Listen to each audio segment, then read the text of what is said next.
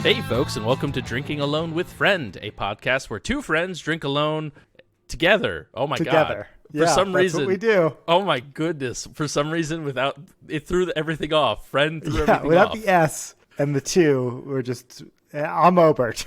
And I'm Chris. Oh, man. Tud couldn't make it today. He couldn't make it. The soundboard troubles have overtaken his life. Yeah. He's watching our friend Dan compete on American Ninja Warrior tonight. Yeah, there you go. There it is. Yeah, our buddy Dan, lifelong friend Dan, who's been on the podcast before. He has been on the podcast. Yeah, I was gonna say y'all have heard his voice before. Well, I was gonna say now this is the second most famous he's ever been, being on national TV right after being on an episode of our podcast. Yeah, that's true. Yes. We're really lucky we could give him this break, without us, who knows what he would have done. But no, it's very exciting stuff. I haven't watched the run yet. I'm going to do that probably tonight. So pull that and in Montana, the episode literally just started as we started recording. So I'm not able to watch it, but I'm gotta catch the rerun for sure. Oh, but what's going on, Obert? How's everything been? I saw some amazing pictures this week. I saw the one that you posted to the Instagram. If you want to check that out, follow us on Instagram. Yeah, it was a beautiful lake. Beautiful lake. Yeah, it was good. It was a good hike over on the east side of Glacier National Park. They just opened up. So I was looking through my old pictures, and this is the third year in a row I've done it. In beginning of June, I go over there and do this hike to it's the Grinnell Glacier Trail. It's super crowded in July, but I love going in June because you get that super aquamarine greenish blue lake. And sweet pictures, good beer from Imagination, one of my favorites here in Montana out of Missoula. But it was a good hike. Good to get out there, get some of that nice early season hiking in for sure. Yeah, it looked awesome. I mean, I know we've talked about it before, but I always talk about one of my bucket list spots to go is Moraine Lake in Canada. And and Obert has said that we got lakes like that in Montana. So that's one of them for sure. Yeah. We are super excited. It was pretty awesome, pretty good looking. I want to come out and visit more so than ever now. So thanks. Yeah, well, there'll always be a spot here for you, and I got some beers saved that we could split when you get out here. Nice. Yeah, that's awesome. But what's up with you? I mean, honestly, I've been staring down these things for 14 months now. Oh yeah, and I think it's about time. I think it's about time we finally crack into them. So for some of you longtime fans, first time listeners, no. On episode 77, One Click Accident. Wait, that was you bought something on Amazon Prime with one click, not knowing that purchase in one click really meant purchase in one click. Exactly. Yes. Okay. For those of you that don't remember, but so they are these brew candies. Oh. From Swag Brewery. Okay. They basically got here. I put them into the cupboard and forgot about them. So here they are. They're still here in all their glory. I'll say this: if I can find the clip, I will edit it in right here from the original purchase, literally half the life of the podcast ago. But this place had everything. They had some really weird stuff. They have black licorice with salt on it. I accidentally ordered them. Okay. It said buy now with one click, and I didn't really think it was going to work. But... wait, what do you mean one click? Oh, okay. I was like, certainly there's got to be more clicks. Yeah, I don't know about this. Look at that. One click. Chris struggles with numbers. Chris, I'm going to let you know. One is a single digit. It's got to be one after this first click. Not the first click is 0, and then you get the one click. It's one click, but it's really Chris was expecting 5. Yeah, I thought at least 2.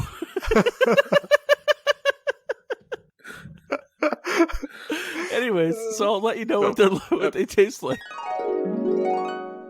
Oh yeah, that's right. Yeah, it was pretty. So I was thinking, I was like, what are we gonna do? Just two of us, no Tud. And I think this is a fun time waster. So brew candy, it's beer inspired hard candy. Don't worry, this will not become an ASMR podcast. But it's a beer inspired hard candy. There is a hoppy IPA, a honey ale, and a roasty stout. So I don't know. I'm cautiously. I don't even know. But I'm gonna open them for the first time. I don't know which one. I think the honey's gonna be the best one. The honey would probably be the best. You're probably right. I think the hop one's gonna be gross. All right, so this is what they. Here we go. This is what they look like. So they kind of look like lemons. Cough almost. drops. Yeah, or cough drops. Sure.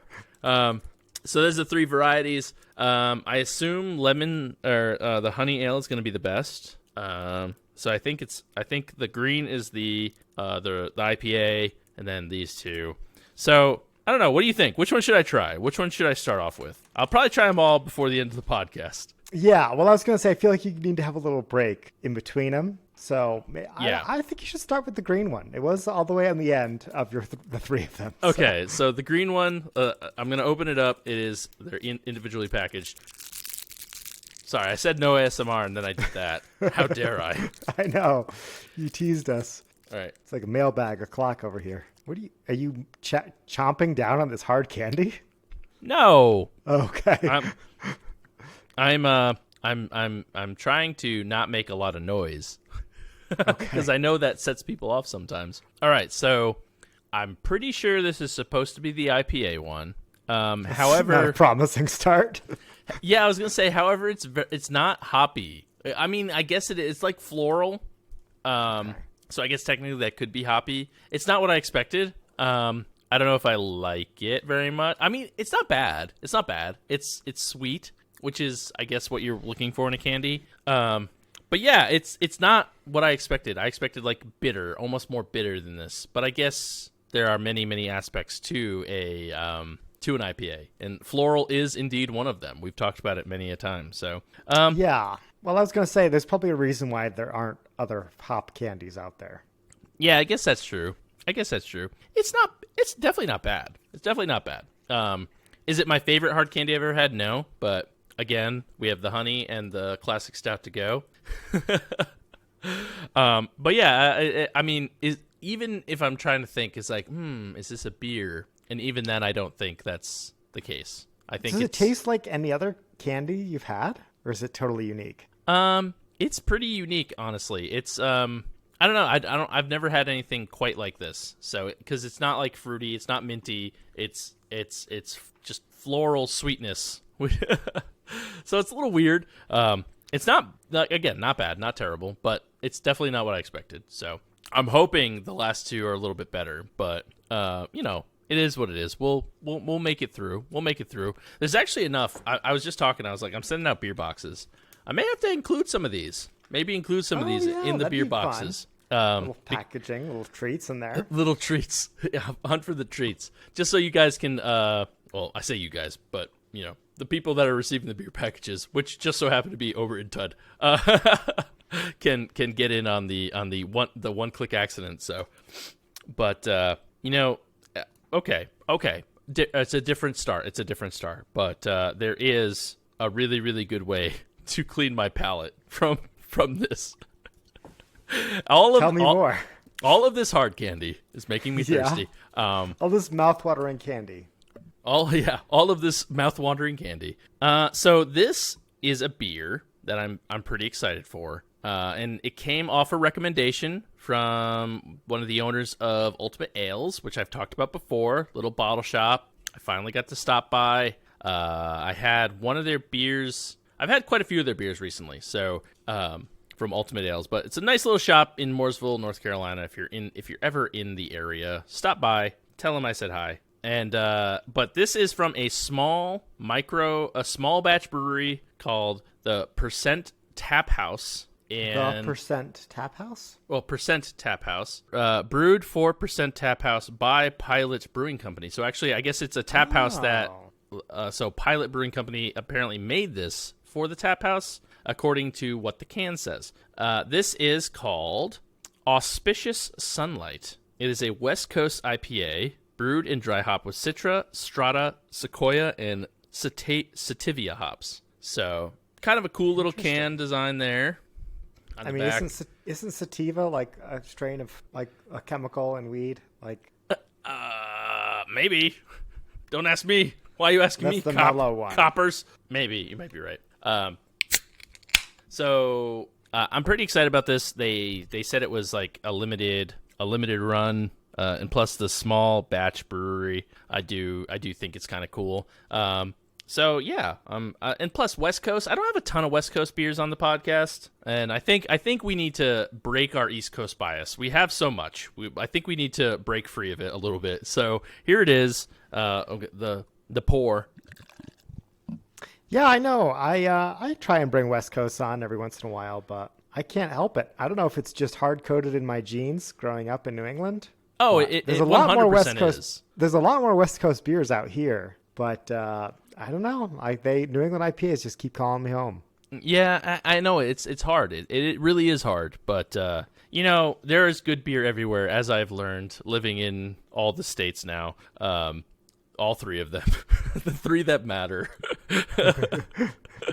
But yeah, no, it definitely it's tough. But we've got to try it. I got to just keep pushing, and it's never that I'm like, ew, gross, spit it out. But like, I love my juicy, hazy New England IPAs. So, all right. So, as you can see from the webcam, the head is kind of thin, but it is still there. So, and it looks hazy, but it's definitely one of those darker amber-ish colors versus. Does it have some floaties in it?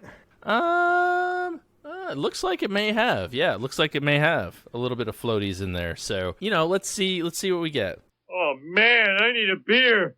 All right, so I actually get some of the citrus on the nose, with us like maybe a slight bit of pine, but mostly the citrus comes through. It's very sweet smelling. So let's see if that carries over into the taste. Okay, I'm here for this. So wow, that's a lot of there's a lot of flavor packed in this punch. There's definitely your West Coast piney, like, punch to it, but right on the front before you get into the pine, there's like quite a bit of like citrus flavors. I'm like, an orange is coming to mind right now. I know that's like, it's probably not orange. Like once you look it up, it's probably like Bill and Ted and Paul and Pete and all them are probably like. This is what we need Tud here for. We need Tud here, yeah, as the actual fruit spurt. I don't have a doctorate in fruitology. Cosplay is a fruit spurt. Yeah. I don't have a doctorate in fruitology, but it's really good.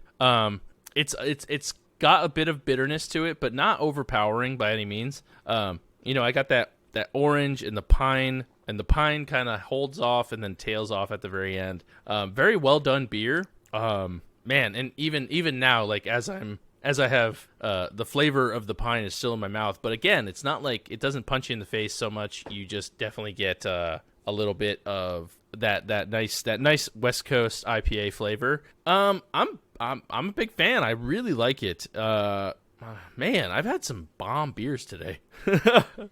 And I'm happy that they pointed this out. So thank you, Ultimate Ales, for this. Because to hear about more of Chris's bomb beers, check out the pregame. Where we second chance beer reviews. Right. Oh, such a good one. But yeah, this is very good. It's let me see. Hold on. It's 7.5% ABV, and which is kind of, I know it's like on point for like these kind of beers, but surprising because you don't like, it doesn't taste like it's 7.5%. So I was expecting like a 6, like a 5.5, 6. So well done. I mean, very, very good. Well done. You were close. Sorry. But it was a really, really good West Coast IPA. See, look, we're breaking the bias. It's happening. Yeah. I'm gonna give this a 4.25. It's a really wow. Yeah, it's a really good, well done. Like, I'm not saying it's gonna like break down barriers, but it's not like but it's a very, very solid, very, very solid West Coast IPA. That's not too overpowering with pine or overpowering one way or the other. But yeah, I'm going to give it a 4.25. I think it's a generous 4.25, but I think it's a 4.25. Okay, so you give it a 4.25. What do you think the other 77 people who've had this and have checked it in on Untapped would say that this is on average? Ooh, this is a tough one. Okay, so the people who have had this beer are Untapped users that search out small batch breweries. I think they'll be lower than me, but I think they're definitely above 4. That's my guess. That's my guess. So if it's in there, I get it right. Okay. You're wrong. No, I'm gonna say it's a 4.13. You're going to be hard to beat with a 4.14. Damn it! No, gosh darn it. 0.01 off. Oh, again. Oh, Yeah, man. Dang. I know you've been hot lately, but you know what they say. Put it on the board. Put it on the board. Damn. Okay. Oh, man. Damn it. See, and Tud's not here to defend himself, so that's what you get for missing a podcast. Man, I can't believe that. That's He's probably listening right now, breathing a sigh of relief that he didn't have to go up against that, though. So. That's true. He knows he wouldn't have been able to beat it. Damn it. Well, okay. So I was honed in with but that just proves 77 people checked it in, and it's a solid beer. It's very good beer. So, but Obert, you have a beer. I do. I presume. I do have a beer. Yeah. This is the beer I have. That is a beer. Throwback to when Chris and I were in Boy Scouts together. Oh, wow. Okay. I like that. This is called the Merit Badge S'mores Imperial Stout. And, okay. It's covered in little depictions of merit badges, some of which contain s'mores on them. Nice. I got this in the beer box from Marissa from her Portland beer excursion, Portland, Oregon, that is. The better beer Portland. That's right, Tud, I said it. It's been in my fridge for a little bit, but because it's a stout, it's been kind of on the back burner of me trying to rate all the sours and the IPAs that I've gotten lately while they're fresh. But I figured tonight would be a good night to kick this one off. It's from Little Beast Brewing. Okay. So I've never heard of them before. I don't know anything about them. I see they are out of Portland, Oregon. You said Little East? Little Beast. Little Beast. Maybe a cat would be a little beast. That makes a lot more sense. I don't know. And actually, the throwback to a conversation we had on the podcast about s'mores before. This is their little description. They say, the Girl Scouts first created the s'more, but hot cakes perfected it. This S'mores Imperial Stout is an ode to their beloved campfire treat made with chocolate, smoked malt, graham flour, cinnamon, and vanilla. And then it says, brewed in collaboration with our friends at Hot Cakes Molten Chocolate Cakery. That sounds amazing. I want to go to a molten chocolate cakery right now. I know, right? Why aren't there more of these? Why are there not more cakeries? I want to start my own Whitefish's very first molten chocolate cakery. That's unreal. How's that not? Anyways, continue. This comes out at like 999 million on the SRM scale. Yep. Very, very. Not pitch black, but it's pretty close. Maybe it is pitch black. No, it's definitely like a chocolate color, not a black color. No squid ink in here. Smoky on the nose. I definitely get. Have you ever had like a Rausch beer? I think it's called. It's like a smoky Belgian or German style. I think. Yes, I have. This is got a Rausch beer aroma, which is interesting. And all of the s'mores stouts, this is probably my third or fourth. I've never had one that smelled smoky. So let's dig in. Beer. Huh. Wow. The eyes got so big. Yeah, this is good. Okay. Peeling the curtain a little bit back. Part of the reason this took so long to bring on the podcast is because every s'mores beer I've had, I didn't like. This one I do. Okay. Like. Okay. All right. They all had something wrong with them that I didn't think you could do it. I didn't think you could make s'mores into a good beer, but this one might be proven that wrong. Maybe you need the lava cake. It's the key ingredient. Oh, the hot cakery. Yeah, a ton of smokiness. Much smokier than any s'more I've ever eaten, but it is very evocative of the feeling of sitting next to a campfire eating a s'more. But subdued sweetness, low on the marshmallow. I think most of them I've had, the problem is they're all lactose beers. And this doesn't go that route, I don't think. I don't think there's any lactose in here. Okay. They did talk about the vanilla, which I get. I get a little bit of vanilla, but not like super sweet vanilla. Like I said, it's just a good, rich. It's a rich, but in that smoky chocolate dark way, not like a super fudgy, over sweet way, if that makes any sense. And I think that little bit of cinnamon helps too, kind of round out that graham cracker flavor. Right. Yeah, I always feel like beers like that, and it sounds like they did a good job of balancing it all, but it always, like, I feel like leans too far one way versus the other. So yeah, but it sounds like they did a good job, like, balancing that, making sure that it all makes sense. Yeah, I will say disclaimer that anyone that doesn't like smoky beers, you won't like this beer. It's very smoky. But it's working very well for me. It definitely, like I said, my main complaint with these is they're too sweet, and this totally balances and it kind of overpowers that sweetness, which is good. Let's see if I can find, I don't know. Chris, can you tell me the ABV of this? Oh, no, I have it here, 11%. I was going to say, I see it, yes. It's 11%. Yeah. A very strong beer. Maybe that's the other problem, too, is the other ones were just too much sugar, not enough alcohol. This has got a nice boozy punch. Okay. So I was about to ask if you could taste the booze. Yeah. I'm really stuck between a 4.25 and a 4.5. I don't think it's going to earn a 4.5 because the smoke is a little overpowering, which I like, but I think I have to dock it for being an unbalanced beer. But like I said, best s'mores beer I've had. Really good. I really want to try more from Little Beast. I don't know if they're just a stout brewery. I'd like to try some of their IPAs, but I really like this one. 4.25 for sure. Okay, all right. So if they dialed back the smokiness, you say 4.5. So yeah. All right, yeah. Little Beast. If you're out there, pay attention. Faites attention. Yeah. We have some notes. No. So hey, 4.5, 4.25 though. It's a good night. Good night for beer. Shout out to beer. It is. We get a shout out in the chat for beer. So I like beer.mp3. So if you had to guess out of 239 check-ins, so another low check-in beer. Okay. What do you think the Untappediverse thinks of this? I think they like it. I think that they're a fan of this beer. I don't know, but Portland's a finicky market though. They're snooty over there about their beer. That is true. But I gotta go with my gut and say it's like a 4.18. No, it is unfortunately not. Not that high. Huh? Untapped didn't think that highly of. I mean, they 3.90. I want to go out on a limb. Oh, that's really low. That is low, very low. Huh. Whoa. Okay. What is that? Weighted? Have you ever? I've used Untapped for years. Now, granted, they've done updates and stuff. There's a weighted average. Oh, interesting. What does that mean? I have no idea.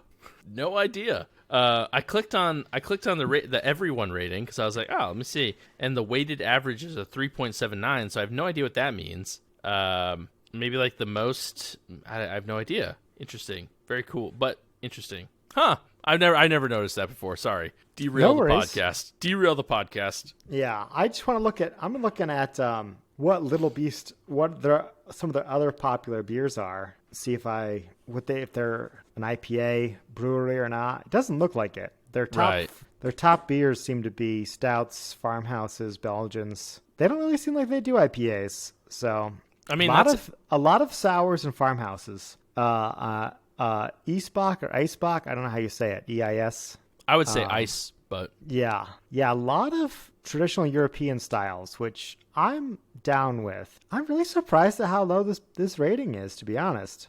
I mean, when you were describing it, smokiness is one of those things that can turn off a lot of drinkers. So you got a good point. Yeah. I mean, like Dana is not a big smoky person. Like I enjoy them as long as they're like not too crazy. But smokiness is one of those flavors where you either really dig or you don't. Like yeah. But hey, it sounds like if you enjoyed it, who cares? Who cares? Except for me, who gets a check mark. Right. That is true. And I will give you your honks in due time. But okay. I did want to say that our patrons already know this, but I did just drink a Warhead watermelon sour beer, That's true. Which I thought was going to really knock this beer down as having a conflicting flavor, but I think it might have actually heightened my experience with it. The fact that it was so different. So yeah, you had such a mediocre beer, and now you have this one, and you're like, oh my god, flavor! And I can't think of anything more different in flavor from a smoky s'mores beer than a watermelon sour. A watermelon flavored sour. Yeah. That's right. Well, Chris, honk, honk, honk, honk, honk, honk. Yeah, all right. Putting it on the board now. And Tud was off by 4 points. How crazy! We could just make up, which his average knocks him out of contention of right being man of people, Tud. Right? Oh, thank goodness. So I am the gatekeeper. Keeping that gate. The gatekeeper of perfect scores. That's me. That's what they say. That's what everybody says.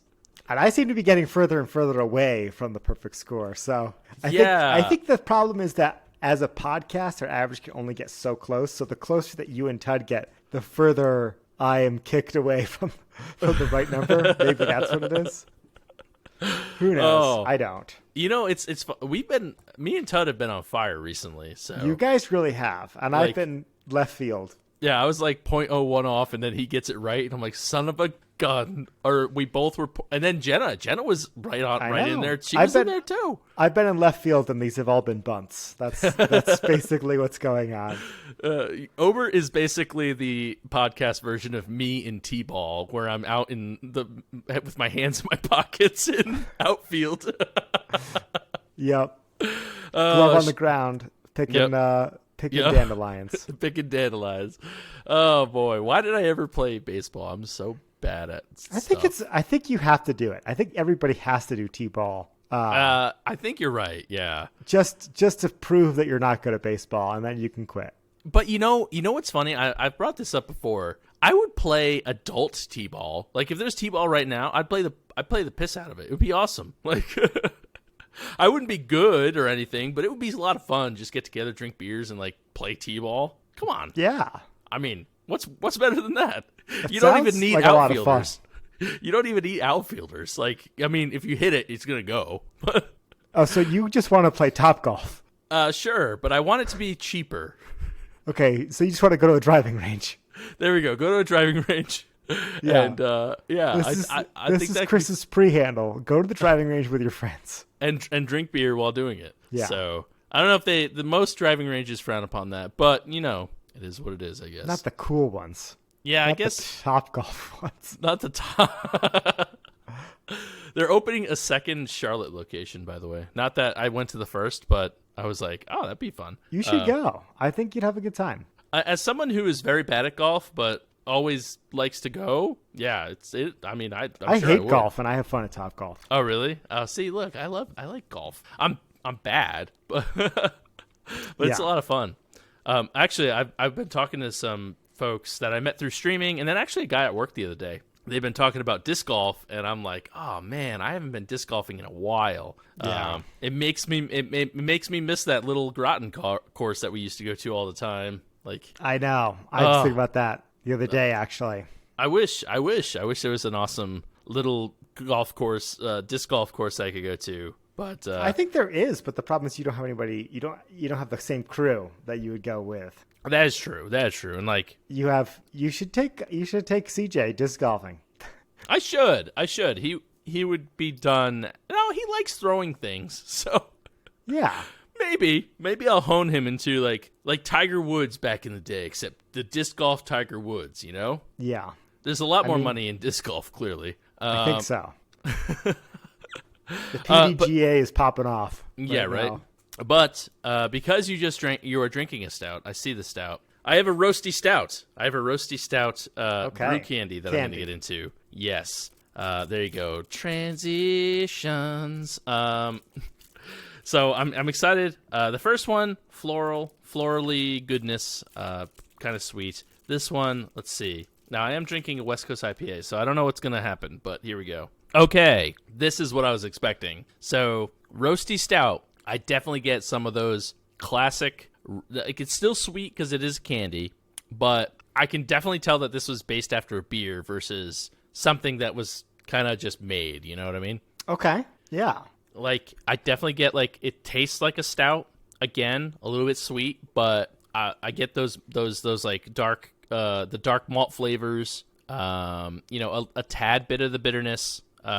So this makes more sense. This I understand. Does it taste like a Guinness? Does it taste like a different stout? I would say maybe not. It's like a cross between a Guinness and like a left-hand milk stout, because it's not as dry as a Guinness, but it's got a little sweetness. It's got a little bit of sweetness. So it's like if a Guinness had a little bit more sweetness to it, that's what it would be. So I think that cross section was perfect. So I think you described it perfectly. Yeah. Yeah. Definitely throw one of those in the box for me. Oh yeah, no. You're getting all three. I got plenty. And yeah. So I mean, hey, the stout ones are pretty good. I'll say that. I mean, this one I'm enjoying. So I'm pretty excited about that. So there you go. One click accident number 2 is the roasty stout. I'll give it a solid. I'd give this a solid, maybe like on the candy scale, which of course exists. I'd give it like a 79. So I think it's pretty good. Yeah, it's pretty good. What's 100 again? I always forget. Cadbury cream eggs. Okay, I was gonna say Reese's peanut butter cup. A Reese's peanut butter cup. Oh, Reese's peanut butter cup are also pretty good. Upper 90s. Yeah, upper 90s. My favorite candy is Reese's Cadbury cream egg. But wait, Reese's Cadbury cream egg? No. Just my favorite is just a straight up Cadbury cream egg. You almost blew my mind that existed, and I was like, I need to try okay, this. so prepare to be mind blown. They do exist. Really, yes. So are they good? They're not. They're actually pretty good. Yeah. So a while back, I don't know who owns Reese's. Who owns Reese's? Is it Mars? Reese. I think Reese owns them. Just Dr. Reese, Mr. Reese. Dr. Reese. I mean, they're his. They got the apostrophe. The company that owns Hershey's? Reese's is it Hershey? It might be. I don't know. It might be Hershey. But whoever owns Reese's bought Cadbury, so they utilize the egg format for Reese's peanut butter eggs, and they're not that bad. Actually, I think I have a picture somewhere. Okay, but are they? But they're not Cadbury. They are, but Reese's is owned by Mars or something like that. I have it up here. Walmart.com. Reese's Easter chocolate and peanut butter cream eggs candy, 12 count. Oh man, I think I gotta buy this. It's our next one-click accident. I was kind of disappointed, to be honest. It was like 2 weeks after Easter, and I was like, I blanked. I didn't get any jelly beans. I didn't get anything this year, and I missed my Easter candy. Yeah, that's the bad part about it, you know? Yeah. I mean, okay, well, we'll see. Maybe I will buy some Reese's eggs. I will say, it was considerably after Easter. I don't remember exactly when. Maybe like early May or late April, something like that. And I went to Sam's Club, and they had 16 packs of. It was 8 of the Cadbury cream eggs, and then 8 of the Reese's eggs that we were just talking about, and they were like $3.28. So I bought literally like, I don't know, 80 eggs. Yeah, I would be in trouble with that one. They're like, it's my all-time favorite candy, and you can only get it at Easter. It sucks. I love them. I love them so much. Anyways, I think part of the appeal is the fact that it's only seasonal. You know, you may be right. I think we talk about that sometimes on the show, where we have like seasonal things what we try and do. Right. Where it's like, I wouldn't want to drink Oktoberfest beers year round. Then that there'd be true. Oktoberfestapalooza beers. That is very true. Yeah, but okay. Well, I actually have an article here I'd like to talk about. This is something we haven't done for a while, but back to our roots a little bit. Article talking, the segment hosted by Obert. On this episode of Article Talking, we have an article titled Anheuser-Busch plans biggest beer giveaway ever to encourage vaccinations. I am intrigued. I am clickbaited. Yeah? Okay, consider yourself clicked, because I think that's how it works, right? Probably, yes. I think that's how it works. Yeah. You get clicked. There's a ton of articles out there. If you Google, Anheuser-Busch vaccine giveaway, Bill Gates microchip. No, ignore those last parts. That's been edited. But this is from the Fortune.com article. They say, call it a shot and beer combo. Anheuser-Busch, the company behind Budweiser, has partnered with the Biden White House to give every American a free beer if 70% of Americans are vaccinated with at least one shot by the 4th of July. So yeah, and then further in this article, it talks about they're basically going to give out a $5 coupon towards a beer, seltzer, or a non-alcoholic drink from Anheuser-Busch to, if we as a country can collectively get our shit together and get 70% of people to agree to get a vaccine and get it done by the 4th of July. That's awesome. That's like, what else do you need if you're on the fence? Right. There's does it say where we're at? Like, by the way, do we know where we're at? I'm not sure. Yes, this article tells us. It says that about 63% of adults have received at least one shot, and we're currently on track to meet Biden's July 4th goal, as long as the current pace of vaccination holds. Okay. So, but I think this is the push we need as a country to get us over the limit. Right. I mean, honestly, if you ever want the country to do anything, just give them a free beer, and chances are they'll do whatever. But no, I mean, like, that's cool. Number one, as someone who is fully vaccinated and thinks everybody should get vaccinated. That's Chris's official stance. I'm not saying, but it's a bold stance. It's a bold stance. I believe everybody should get vaccinated. But, I would definitely drink a free beer just by making the entire planet healthy. I would enjoy that beer very much. I'm looking forward to my $5 voucher. Yeah, so it says that if the goal is met, Anheuser-Busch will give every drinking age American a beer if they upload a picture of themselves in their favorite drinking spot to mycooler.com/beer. Oh, that's how they get you. I have to do That's work. how they get you. It's not just I guess it won't just come in the mail. You won't just get like the beer showing up at your front door. Just I expected a golden ticket kind of scenario where everybody gets a Okay. golden ticket. That's what I was hoping. That's what I was hoping Yeah, for. just like a mysterious knock on your door and you open it and it's just a 6-pack of Bud. It's Heavy Joe sitting there. Biden. Joe Biden handing you a tall boy and throwing it back with you. Oh, man. Did you know Biden doesn't drink, by the way? I did not. I was actually just about to say I would drink with Joe Biden. I did not know he didn't Yeah, drink. the last two presidents, Biden and Trump, neither one of them drink, which is interesting. That is interesting. I did not know that. Obama had a microbrewery in the White House, on the other hand. So See, I would drink with Obama. yeah. I bet you Obama's makes bomb beer. They had, and I wish I don't have it handy. Maybe if I can find it, I'll put it in the show notes. But they made like a honey lager with bees that they had at the White House. They had the honey they cultivated there. It was pretty cool. Oh, that is awesome. Yeah. Wow. Okay. Yeah. Let me see. But anyway, back to this article. Yeah. So Montana, I'm calling you out, especially Flathead County, where I live. We are as a state, we're at like 42% vaccinated. That's lower than here. Yeah, Montana they don't like the vaccine, I guess. My county's at 33% fully vaccinated.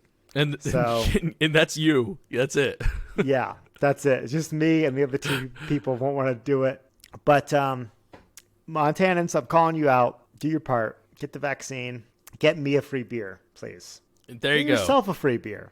Yeah, Get both of us a free beer. everybody gets a free beer. But realistically, like California, New York, Florida, Texas, like you guys do your part and get me a free beer.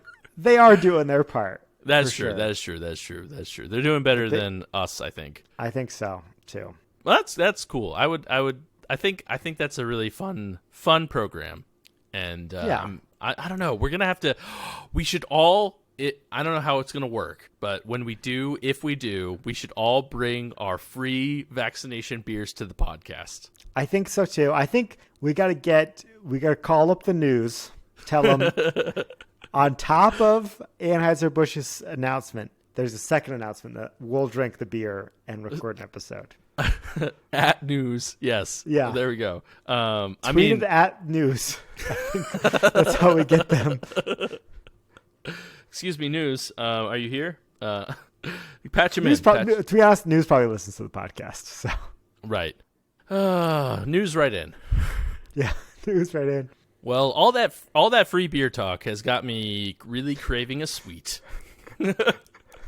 Nice twist on our normal segue. There you go. So one more. I got the honey ale here of the brew candy. This is like the most candy flavored candy. Yeah, I'm definitely expecting like a Halls kind of thing, like a honey Halls. So, but let's see. Okay, so it is honey ale flavored. It's honey flavored, but you can definitely tell it's supposed to be a beer. Interesting. Oh, really? Okay, Yeah, I wasn't so expecting that. It's not just straight honey. I mean, it's definitely got honey to it, but like if you think of like a honey ale, it doesn't just taste like honey. It's definitely got some of those like maltier, crispier notes. Yeah. A little bit. It's sweet like the other ones. I mean, I'm not expecting anything else. But you know, it's a solid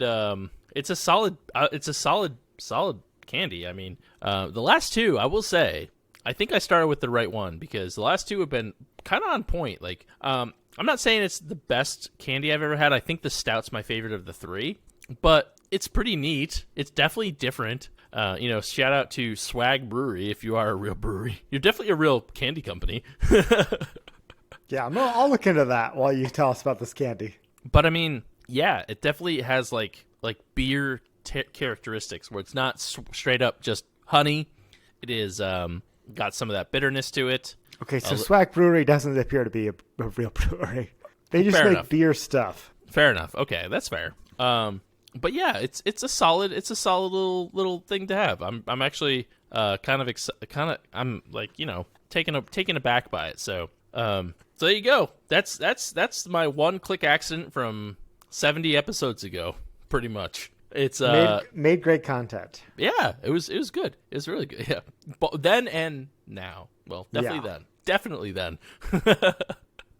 But it's good, interesting. So if you're getting a box from me, expect some of these little candies in there to try them yourself. On Swag Brewery's website, under products they have Honest Flasks, which is like flasks with funny sayings on them, brew candy, hot sauce, brew candles, enamel mugs, boozy soap.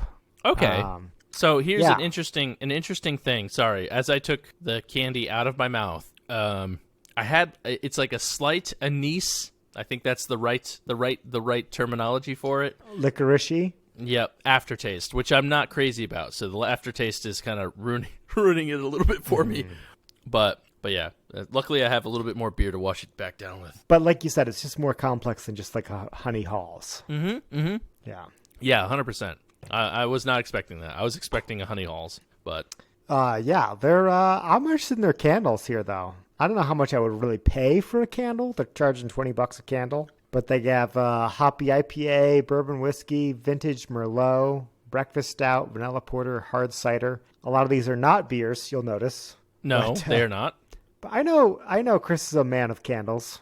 I do like candles. I'm not going to go out. I'm not going to try and hide it. I love candles.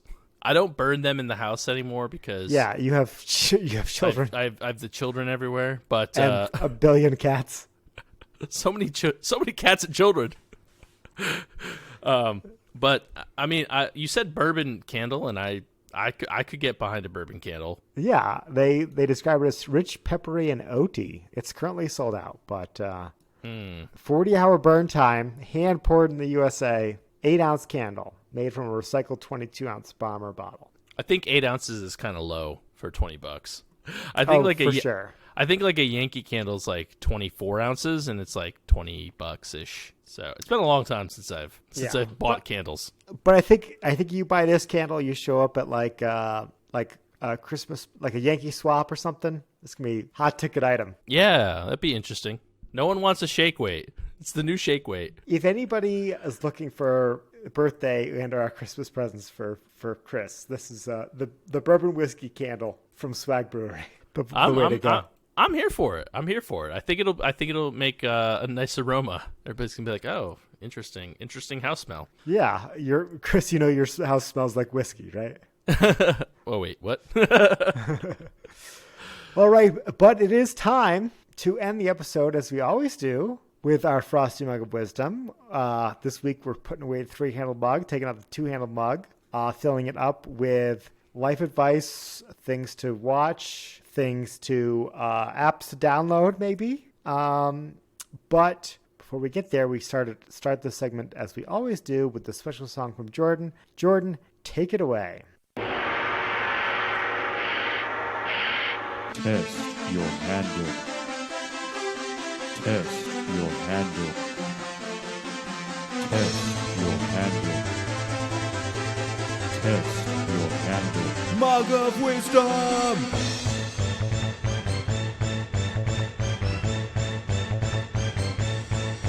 Drink.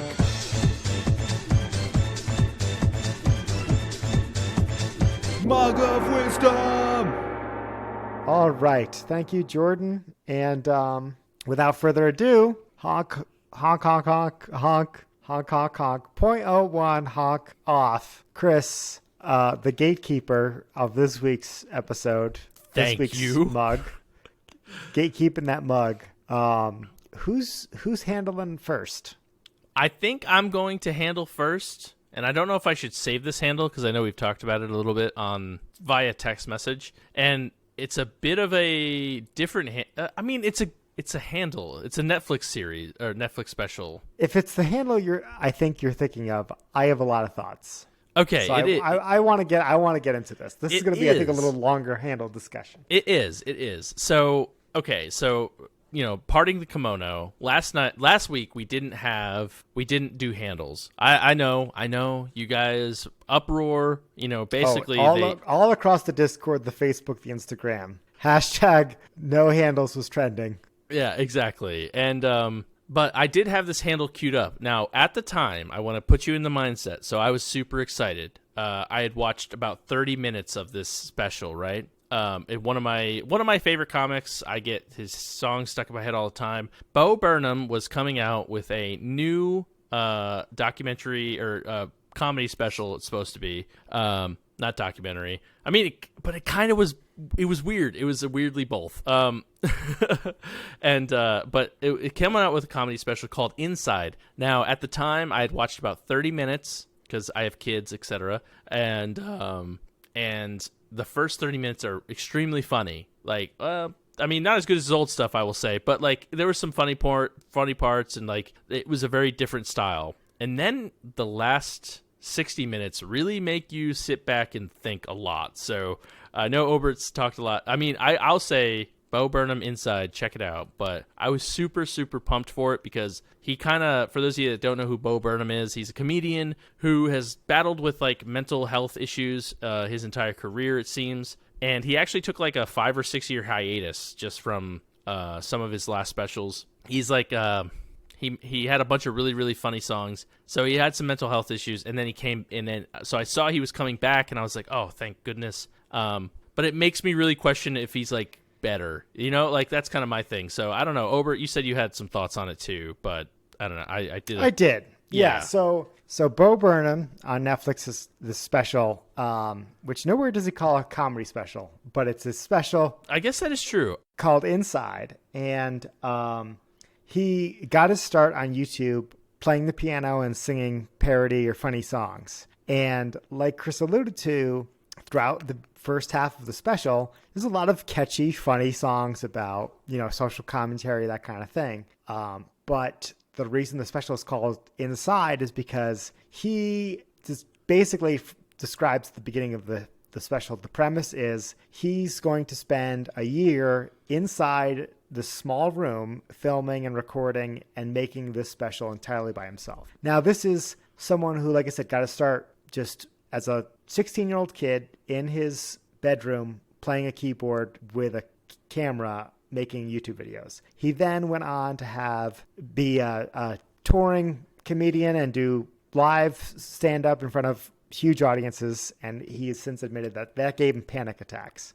He's done a couple other projects. He did like 8th Grade is one that I really want to watch. I've heard good things. But this special is, again, just shot entirely by him in a small spare bedroom in his house, presumably. And it really kind of goes off the rails with how he deals with the isolation of COVID. And I think he plays up the melodrama. I will say it's probably not something for everyone. But as someone who lives by myself, been working from home for over a year and spends entirely way too much time inside, it really resonated with me as, there's some dark spiraling thoughts about where we're going as a society and just, again, things that you think of when you've been inside way too long, kind of cooped up and removed from society. And like Chris said, a lot of really good songs, catchy stuff, funny stuff, but the second half goes off the rails. It's not for everyone. I think, like I said, being a guy in his 30s who lives alone, I really resonated with it. I think the further you are from any of those things, the less it'll resonate with you. But it really worked for me. Yeah, I mean, obviously I'm a man who is in his 30s, so I got that one, but the other two I do not have. It was definitely, I think he does play up to it a little bit, like you were saying, but like it was different. It was way different, and it really makes you think. And like, COVID was big, and it affected millions and billions of people, obviously. I guess we can say billions, right? Like, that's right. Like, yeah, that's not wrong. That's what the pan and pandemic means. It means billions? It means worldwide. Everybody? It means everybody? Yeah. It means everybody. And just, it really makes you think, like, how it affected someone. Like, me, honestly, outside of wearing a mask, nothing really changed. I mean, I still went to work. I still came home. But for other folks, that's not how it was. And it kind of gives you, like, a weird perception of, like, what it is like, especially for someone who is alone for that long. And someone who has a history of mental health issues. So, I mean, I don't know. It was not what I expected. I was super pumped when I found out he was coming out with a special. And then it was different. And that's okay. I mean, it was still good. He's a very good entertainer. He's a very good, like, like director, writer, whatever you want to call it. He's very good at that kind of stuff. But it definitely was, if you're expecting like a ha-ha comedy, don't check it out. But no, it's not that. It's definitely not that. There are a few chuckle moments, but like... But it's a polarizing reaction. Some people hated it. Some people loved it. Yeah. Except for me, the reaction, I really resonated strongly with it. I think it's the closest depiction to what it's been like to be in this pandemic for me that I've seen anywhere, written, audio, visual, anything. This is I think 20 years from now I can look back and say this is close to what it was like for me in the pandemic. Come here, kiddos. This is what it was like back in 2020. Exactly. Yeah. But there are some funny songs. There are. I would tell someone who wants to just see some of Bo's hilarity to check out White Woman Instagram. I think was one of his catchiest, funniest songs. Yeah, I agree. I think the White Woman Instagram was pretty funny. You have to watch a video for that though. You have to watch it. You can't listen. Yeah, you can't listen. You have to watch a video. And it's not on YouTube. You kind of have to skip through Netflix. It's like 30 minutes in. Okay. All right. Yeah, I haven't searched for it on the YouTubes yet. So, because that was catchy and it's like spot on, It's almost too perfect. But I mean, check out Bo Burnham's Inside, and if you want just some just awesome comedy, check out some of his older specials, where there's still some smattering of some of the stuff that we're talking about now, but not nearly as heavy. Definitely not nearly as heavy. But those songs are catchy and funny. So, but official handle, Bo Burnham Inside. Check it out for a weird outlook on the pandemic of 2020. So, yeah. All right, Obert, I choose you to go next. Oh, darn. I mean, yay. My handle's pretty straightforward. It's a video game. It's available on Steam and on iOS in the Apple Arcade, which is where I played it. It's called What the Golf? My new phone came with like a free 90-day membership to Apple Arcade, which is supposed to be good cell phone games without ads, which we've talked about. I'm a huge fan of. I downloaded What the Golf, and it is such a strange game. It reminds me a lot of WarioWare with all these little micro games that are just designed to make you laugh. And I don't want to spoil too much of it if you are going to play it, but it's designed like a mini golf game, but there's no score and the object that you're shooting, like the first level, it's a ball, but then from there it just becomes increasingly more and more bizarre. Where at one point you're like, you pull back and swing, and you launch the golfer across the screen.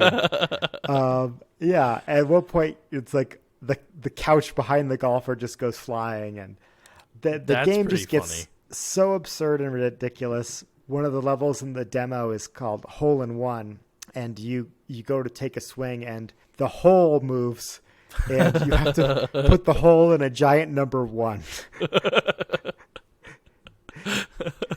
Yeah, some of them, like, you go, and as soon as you get close to the pin, like, the pin moves. It's just designed to make you say, like, what the, every single hole.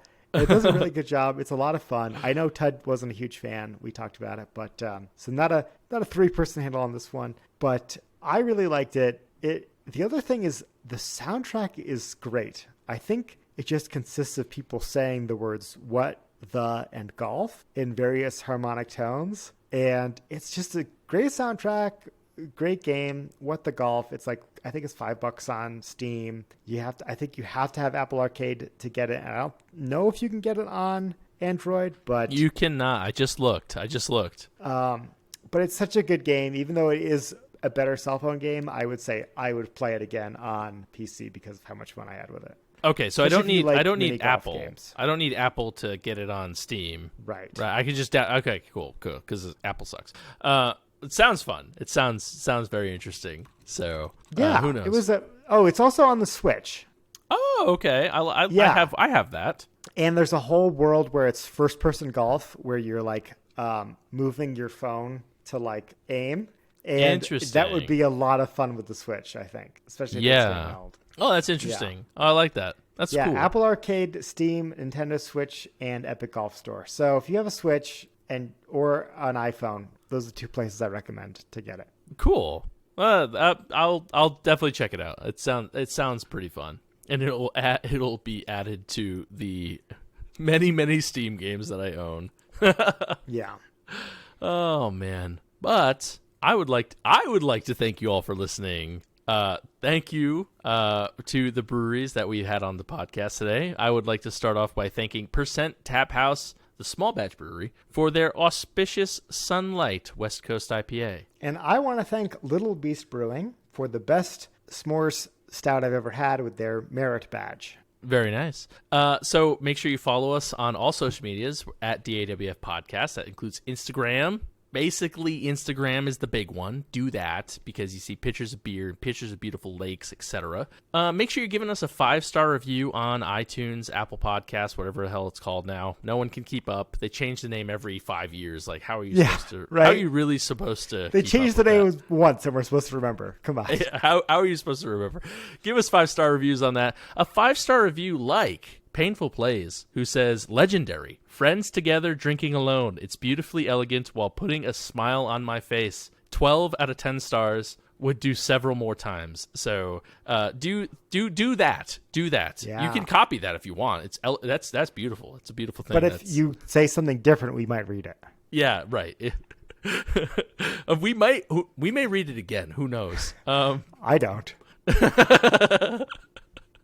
Oh, make sure you, if you have any questions, comments, concerns, make sure you hit up the email, dawfpodcast@gmail.com.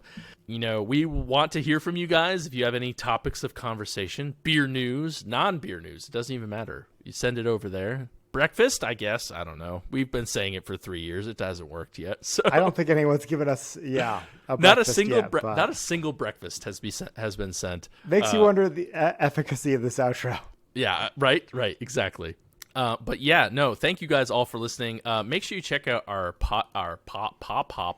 Patreon. Make sure you check out our Patreon where we release the pregame every week. It's about anywhere from like 15 to 30 minutes depending, and it's a little bit of extra DAWF that you just so love, and you can get that for as little as $1 a month, and it helps support the podcast. So we do appreciate our patrons. Thank you, Patronuses. Saxophone noise. But yes, thank you so much for listening. We do appreciate you. And my name's Chris. And I'm Obert. And remember, if you're drinking alone, do it with friends.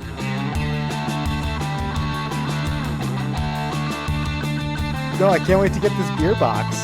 Oh, I know. You should see my counter right now. I have like 6 or 7. Oh, check out beer making. But we have 6 or 7. I've got to put myself over in outro. I have like 6 or 7 boxes, like just like, okay, this one goes to you, and this one goes to you, and this one goes to you. So Fun beer draft. Yeah, It's a good day. I know. Beer god. I'm like trying to think of like fun things that everybody would enjoy. You know what I mean? So, and of course, I only hit up a couple beer stores. So like, well, I say beer stores, but like breweries. You only hit up a couple of beer factories. Beer factories. Yes. Should be the new name for breweries. Oh, that'd be so cool.